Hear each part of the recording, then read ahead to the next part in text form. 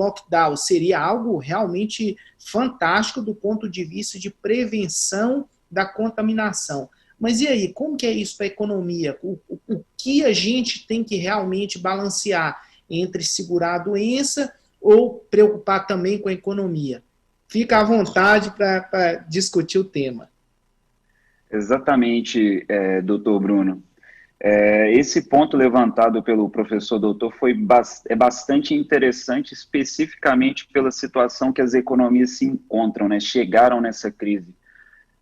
Você pega países ocidentais todos bastante endividados, você pega o Brasil como exemplo, extremamente endividado, iniciou o ano com devendo 75% da sua produção, do seu PIB, e deve fechar o ano com uma dívida de 100% do PIB, mesmo com medidas ineficientes. Então, de fato, a gente tem essa discussão que o professor doutor levantou de maneira bem interessante, porque realmente a situação anterior dos países não contribuiu para medidas mais eficazes nesse exato momento. E quando você vai analisar a Ásia, os países asiáticos, eles estavam um pouco mais preparados financeiramente nesse sentido, eles conseguiram, né, executar medidas mais contundentes. Claro que eu não vou... existe a questão da ingerência e etc., mas indo para a parte econômica, isso de fato é um grande aspecto. Eu achei interessante pegar historicamente uma referência de uma pandemia um pouco similar em termos de consequência com o que vem sendo o Covid-19, que foi a pandemia da gripe espanhola. Claro que vale abrir um aspas para a questão de que, né, o mundo se encontrava durante a Primeira Guerra Mundial, mas economicamente a gente consegue pontuar algumas questões que são bem similares no que a gente tem observado até aqui. Uma simples curiosidade, né? A questão o nome gripe espanhola é 100% midiático, foi um jornal espanhol que deu o nome por conta do grande outbreak no país, da grande expansão, né, da doença no país, mas a doença de fato foi rastreada no Kansas, numa base militar americana. Ela se espalhou durante a guerra. No período, a população humana do planeta Terra compreendia 1,8 bilhões de habitantes. E a doença infectou por volta de 500 milhões de pessoas, matou cerca de 50 milhões, com uma taxa de infecção de 28% e por volta de 3% de uma taxa de letalidade. A gripe espanhola causou uma queda na taxa de expectativa de vida média dos Estados Unidos por mais de 10 anos. Essa taxa que vinha em crescimento e continua em crescimento. Houve uma queda nos últimos 3, 4 anos, por conta da epidemia dos opioides, né? Mas isso é outra discussão. Eu separei algumas estatísticas que eu achei interessante. Foram 700 mil mortes nos Estados Unidos, equivalente a 2 milhões de mortes. Hoje, estima-se que de 8 a 10% dos jovens adultos vivendo na época foram mortos pela doença. 2/3 das mortes ocorreram num período de 24 semanas. Esses pontos são importantes porque existe um entendimento econômico de que, na verdade, não é um entendimento, isso é um fato. Você precisa de uma população jovem produtiva, especificamente num período com economia fortemente industrializada, como eram as economias do século XIX. Hoje, talvez você consiga, né, fazer um estresse para pessoas um pouco mais jovens, da idade adulta, e pessoas um pouco mais velhas, porque você consegue trabalhar com computação em nuvem e etc. Então, mas não era o caso para o século XIX. Apesar das grandes diferenças entre essas duas grandes pandemias, a gente encontra umas similaridades. Em ambas ocorreram lockdowns e fechamentos por alguns períodos, além de proibição de viagens. Aí, por exemplo, em 1918, o estado de Victoria, na Austrália, anunciou estado de emergência com medidas bem similares às que presenciamos na atual pandemia. Nos Estados Unidos não existia uma medida de fechamento por parte do governo federal, inclusive o governo federal sequer reportou a doença, né? O Woodrow Wilson, que era o presidente da época, ele sequer fez um discurso ligado à doença, porque a ideia era continuar mantendo a moral para a guerra. Mas lojas e estados tomaram ações. Algumas lojas se recusavam a aceitar clientes sem máscaras. Inclusive, eu consegui encontrar um report do Banco Central de St. Louis que demonstrou que houve uma queda de 40% a 50% do faturamento de empresas. Então, são dados muito, muito parecidos com o que a gente observa hoje em dia, né, com as indústrias afetadas. E similar ao que a gente está acompanhando, o mercado de ações também apresentou uma forte retomada depois de uma forte queda. Apesar de, ao mesmo tempo, a gente ver uma piora nos fundamentos da economia real, que é aquela discussão, né, que a gente vê sempre, mas você tem essa taxa de desemprego tão alta, você está tendo esse endividamento tão alto, e ao mesmo tempo você pega, por exemplo, um índice como o Russell 2000, que ele mede as empresas de pequeno porte da Bolsa Americana, crescendo 60% desde o dia 23 de março. Então, são essas discrepâncias que você vê. A gente percebe também a Amazon dobrando de valor de mercado. Tudo isso, claro, né, em consequência do alinhamento da economia atual. Bom, fazendo uma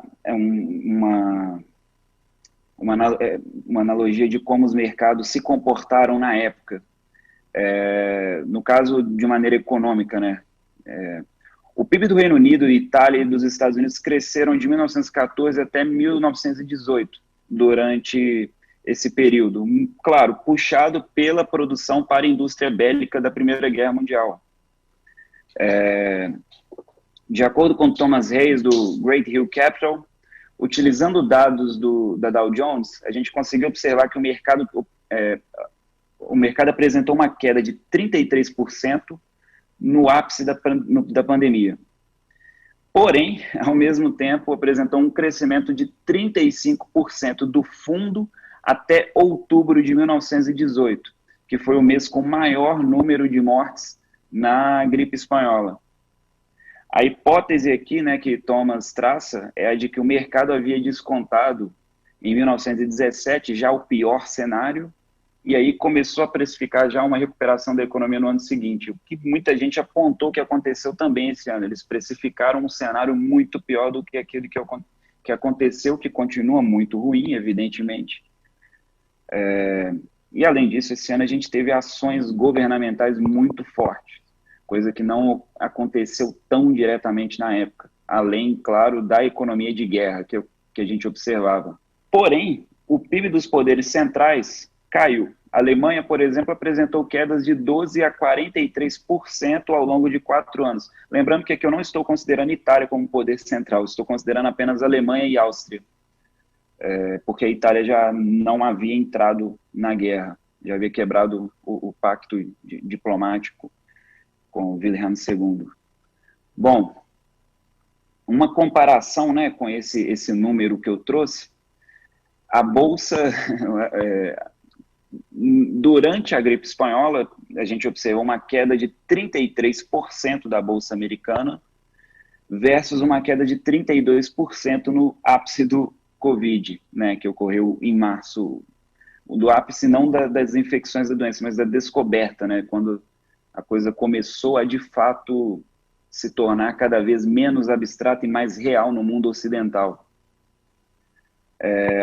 Separei também alguns impactos que a pandemia trouxe na Europa, Estados Unidos e países asiáticos. As economias já chegaram bastante endividadas durante a crise, isso é um ponto fundamental que, inclusive, impactou na maneira cuja qual esses países estão lidando com a pandemia. Lembrando que aqui eu não estou calculando ou dando métricas para ingerência, estou apenas observando os fatores econômicos que a gente tem presente, né? A gente também observa níveis de endividamentos históricos. Por exemplo, os Estados Unidos estão com um endividamento similar em termos relativos ao que tinham na Segunda Guerra Mundial. O Brasil também, né, como eu destaquei a princípio, começou o ano com uma dívida PIB de 75%, vai fechar com 100%, pelo menos. Então, isso é um fator muito relevante, não só para o tratamento da crise, mas para o futuro também. A gente vê, por exemplo, o Ray Dalio, que é o gestor do maior hedge fund do mundo, ele apontando que a gente deve observar um ciclo, uma mudança no ciclo de crédito. Ele tem uma teoria nessa área. Ele entende que essa mudança no ciclo de crédito vai gerar a necessidade de mais austeridade por parte dos governos e, com isso, mais tensões sociais. E aí ele explica, né, boa parte dessa violência que a gente tem visto, esses protestos também, ele linka a isso. De fato, a gente observa uns dados econômicos que são ruins para a classe média, especificamente, não só nos Estados Unidos, nem quanto no mundo inteiro, Brasil, inclusive.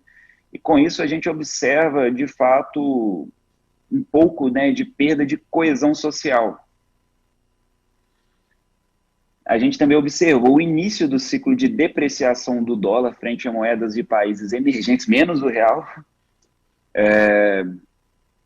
Isso muito, o dólar vinha de 10 anos de muita força, muito por conta dos Estados Unidos terem apresentado uma década de crescimento muito alta, muito elevada, e o Covid realmente apresentou esse ponto de inflexão do dólar. Até aqui o dólar continua ainda caindo frente a outras moedas, como o euro e etc., mas pode ser que com os resultados da eleição, que a gente não tem ainda e ninguém sabe quando vai ter, essa tendência se altere. Um outro fator fundamental, que isso é mais economistas que perceberam mais, mas que isso vai gerar também um pouco de consequência, é a expansão do papel dos bancos centrais nas economias.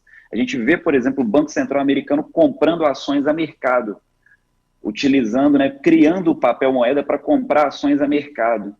No Brasil, o Banco Central também está agindo de maneira muito forte. Eu gosto muito de fazer uma comparação do Brasil com o México, porque são economias mais ou menos similares. O Banco Central do Brasil cortou a Selic a níveis históricos, por volta de 2%, sendo que o México está mantendo a 4%. O Banco Central do Brasil está agindo fortemente, de maneira agressiva, com auxílios. Então, inclusive, a gente observou o Jeremy Powell, que é o presidente do Banco Central americano, dando um address no Congresso americano, afirmando o papel do Banco Central como um dos objetivos do Banco Central, o de cuidar, de observar a taxa de desemprego dos Estados Unidos. Ele argumentou que ele não precisava mais observar a taxa de inflação em termos ano a ano, mas sim uma média dos últimos 10 anos. Ele falou que eu não tenho problema, eu tenho inflação alta no ano que vem, porque a gente vai olhar para uma média de um determinado período, porque o nosso objetivo é reduzir a taxa de desemprego. Então você vê os bancos centrais agindo de maneira mais, em termos no social, né, eu diria. E com isso, né, a gente teve um alinhamento tecnológico também, porque de um lado a gente teve essa situação econômica terrível para alguns setores, e do outro você teve uma tempestade perfeita para outros setores.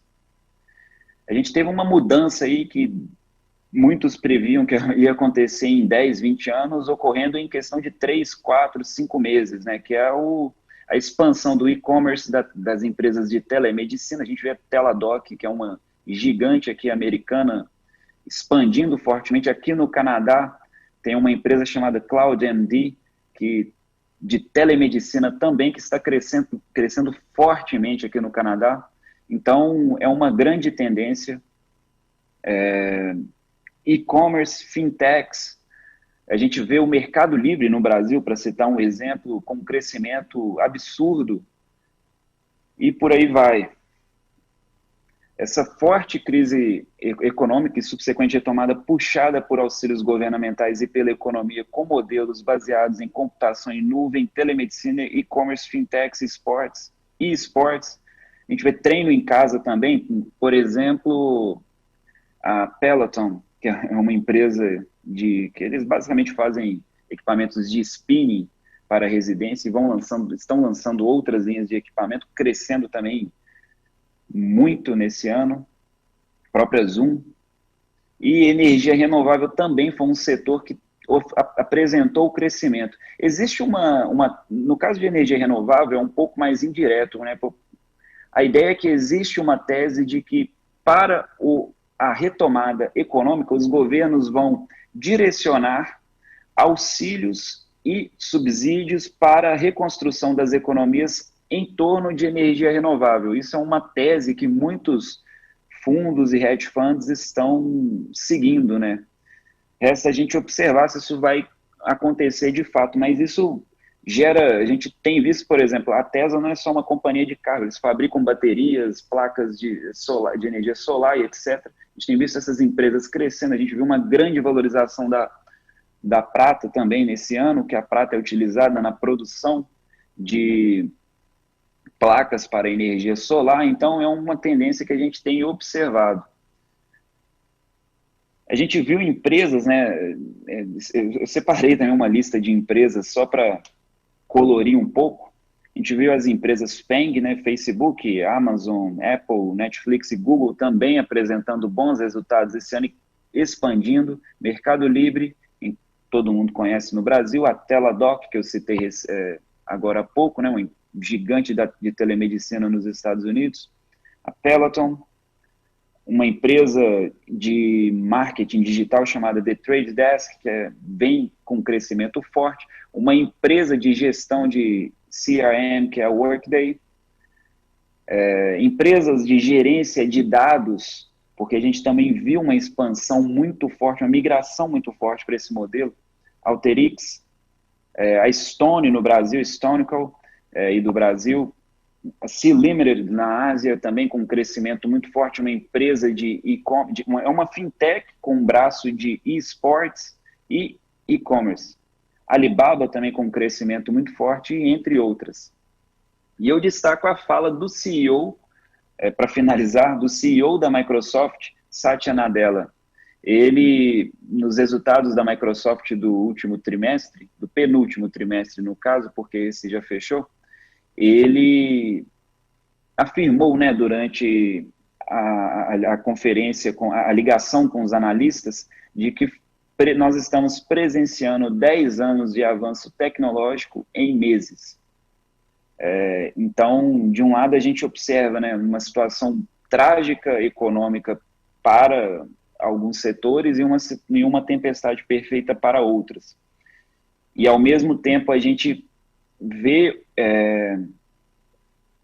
os governos extremamente endividados e incapazes economicamente de tomarem medidas muito contundentes.